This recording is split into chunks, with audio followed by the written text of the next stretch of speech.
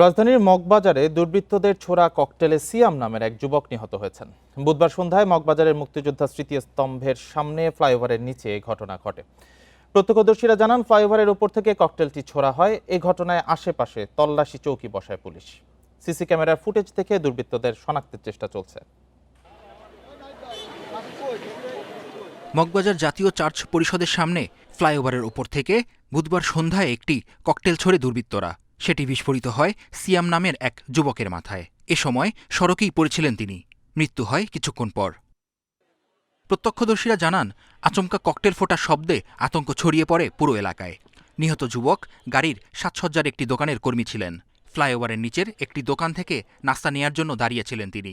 আমরা জানি না এর প্রেক্ষিতে কি পদক্ষেপ আইন শৃঙ্খলা রক্ষাকারী বাহিনী নিল যে আজকে আবার একই ঘটনা ঘটতেছে। তারাই ছিলাম চায়ের দোকানে, এখানে চা খাচ্ছিলাম আর উনি কাপ দিতেছিল।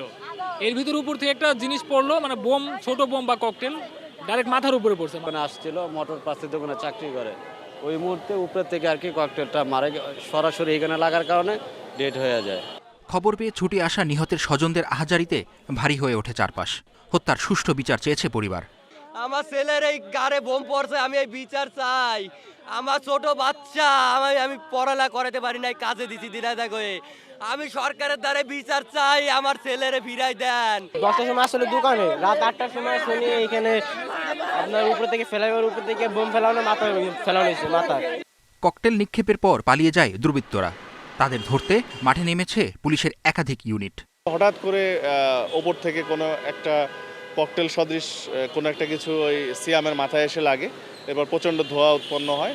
তারপরে সে ওখানে লুটিয়ে পড়ে, একটু পরে সে স্পটেই মারা যায়। ঠিক আছে, তো আমরা এসে এখানে ডেড বডি সুরতহাল এবং পোস্টমর্টমের জন্য ঢাকা মেডিকেল কলেজে পাঠিয়েছি এবং আনুষঙ্গিক বোম ডিসপোজাল ইউনিট এখানে এসেছে। ওনারা ওনাদের কাজ করতেছে। আমাদের ডিবি টিম এখানে এসেছে, ডিবি টিম কাজ করতেছে।